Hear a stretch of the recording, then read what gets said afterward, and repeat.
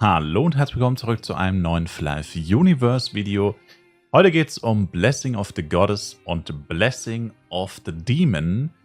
Ich wurde gefragt, was denn eigentlich die Werte davon sind, also was die maximalen Werte davon sind und die Prozente und pipapo. Und meine einfache Antwort war, keine Ahnung, schau einfach nach. Aber mir ist aufgefallen, dass es schon ein bisschen versteckt ist und das vielleicht nicht jeder weiß, vor allem Leute, die noch nicht so lange spielen oder vielleicht eine Pause gemacht haben, während das Update kam. Das Ganze ist tatsächlich versteckt in dem Update 1.4.1 Battle for Madrigal. Und da ist das eigentlich alles hier aufgelistet in einer riesigen Tabelle. Finde ich es eigentlich das Beste, um das schnell nachzuschauen. Nur findet man es halt nicht einfach so einfach. Und deswegen dieses Video. Ich werde euch den Link, ich hoffe, ich vergesse es nicht, ansonsten einfach in die Kommentare schreiben, in die Beschreibung packen. Und dann ja, könnt ihr da einfach mal nachgucken. Letztendlich können wir uns aber trotzdem mal kurz angucken, wie es funktioniert. Es gibt quasi Blessing of the Goddess, Blessing of the Demon.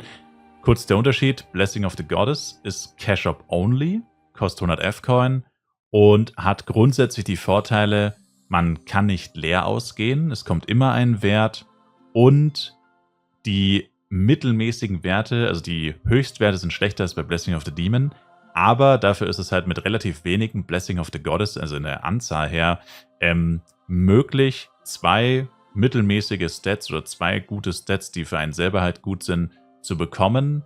Und damit braucht man halt wesentlich weniger, um halt passable Stats zu bekommen.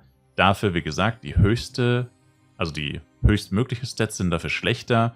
Und bei Blessing of the Demon sind die höchstmöglichen Stats halt besser. Blessing of the Demon kann man bei allen Violets und bei manchen Bossmonstern im Spiel droppen. Dafür hat man hier den Nachteil, dass man zu einem Großteil der Blessings tatsächlich auch einfach komplett leer ausgeht. Und eine weitere Besonderheit ist, man rollt immer alles. Das ist vielleicht auch noch wichtig für ein paar Leute. Ich meine, man merkt es eigentlich, sobald man Blessings benutzt, egal ob Demon oder Goddess, das funktioniert bei beiden gleich, dass das immer beide Stats rerollt. Also ihr erweckt einmal, dann habt ihr einen Stat. Dann müsst ihr nochmal erwecken, dann rerollt ihr den ersten Stat und bekommt noch einen zweiten Stat dazu.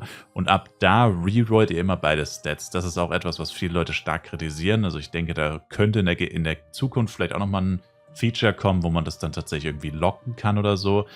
Dass man quasi nur ein Stat rerollt. Aber momentan ist es halt so, dass man wirklich beide mal rerollt.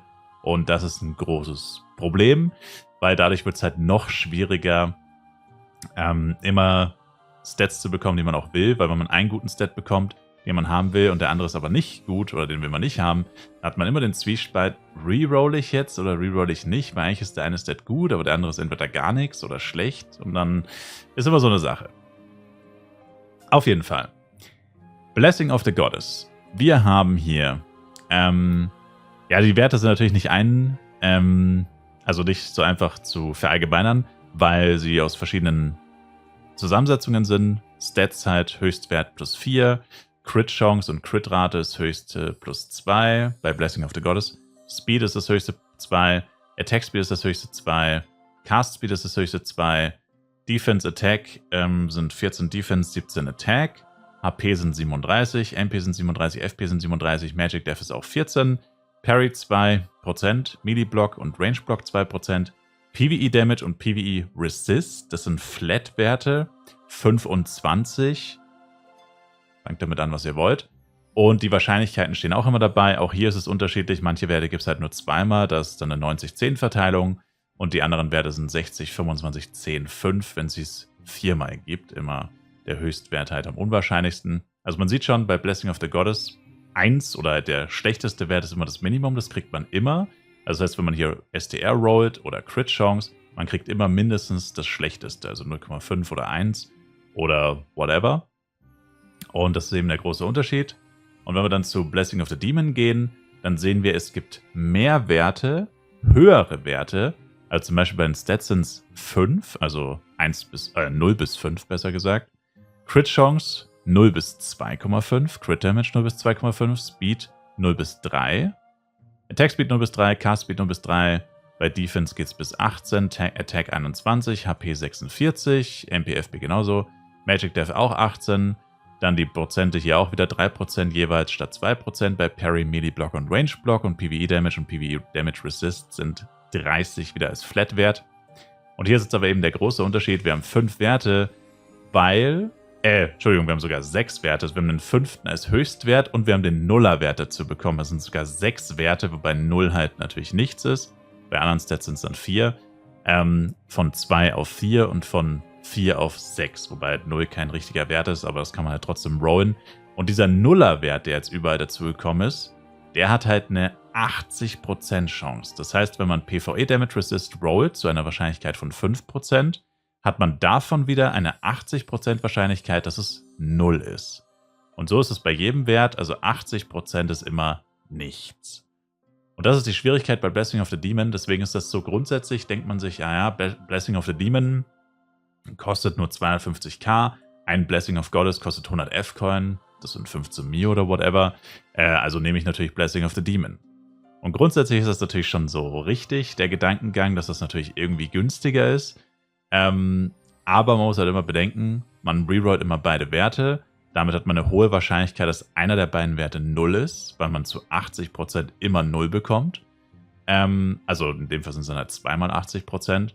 Das heißt, allein schon die Wahrscheinlichkeit, 2 mal nicht 0 zu bekommen, ist nicht sehr hoch. Und dann noch, dass diese beiden Nicht-Nuller-Werte, die man bekommt, auch tatsächlich Werte sind, die man haben will, ist auch noch relativ gering, weil die Wahrscheinlichkeit auf die Höchstwerte sind halt auch brutal schlecht. Also 5 STR zum Beispiel, 0,5%.